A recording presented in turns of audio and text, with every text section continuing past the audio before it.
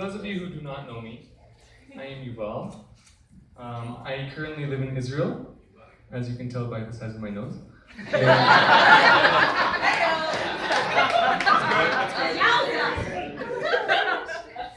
And yeah, I'm currently in the military, and I am a childhood friend of Blake's. Yes. Yes. So, so I want to start out by saying thank you so much. First of all, to all the bridesmaids. We had an amazing last year. And second, to Shelly and Mike and Lisa and Tim, just for having your kids, and we couldn't have made this day without you. And thank you everyone for the planning, and for Emily, and for this just looks awesome. You guys look amazing, especially Bree. Actually, Bree, you may not know this, but me and Blake used to love the movie Out of Your League. So, good job, man. I see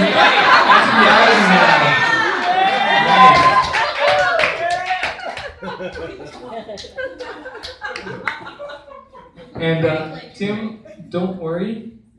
We haven't neglected our obligation. In a few minutes, we're going to bring in the 11 camels we owe you.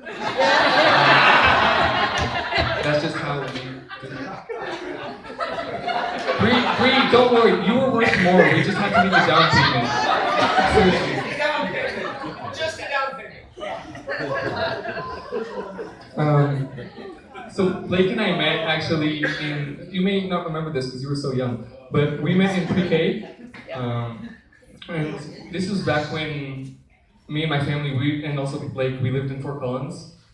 My family moved there for 2 years, accidentally stayed 11, and moved back. And seriously, through the years, our friendship has totally shaped me in a good way and in a bad way. For example,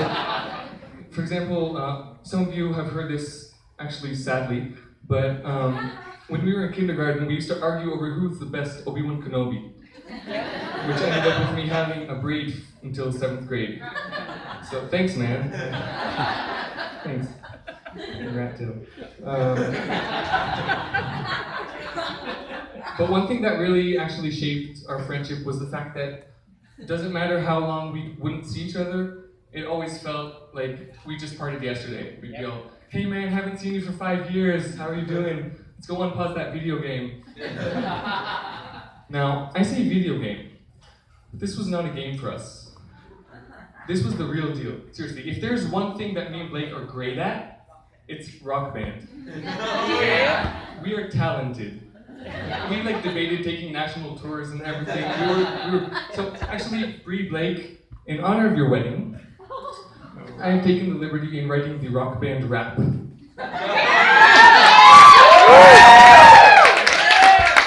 Which of course was the cheesiest and most logical thing to do in the circumstances. So let's see how many song references you get, and feel free to snap along.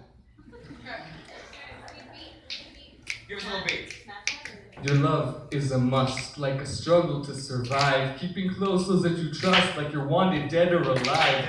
With her you seem to float on like you're living on a prayer. You may live forever long, but you give it away like you don't care. A master exploder love, a dirty little secret and a thriller. This psycho killer makes it right like a pearly pink killer. You've got a rebel girl, she's a spirit in the sky, and she flies even higher with just you by her side. With an eye of the tiger and the flame of Costa Rica, you're in bloom like you've discovered love, shouting out Eureka. So what you want, Danny California? Don't say it ain't so. You've already answered the question, should I stay or should I go? You attract each other stronger than a black hole in the sun, and when you're down with the sickness, don't forget, dude, that you won. You don't look back in anger. Junior life begins this June. Having fun with your new wife like it's 9 in the afternoon. Doing yoga and massage, coming down the mountain shredding. Nothing matters when you're together. Can you believe this is your wedding? So run ahead, you creep. No time for sleep. This isn't some game of golf. So just keep peering in her eyes, feeling all hungry like the wolf.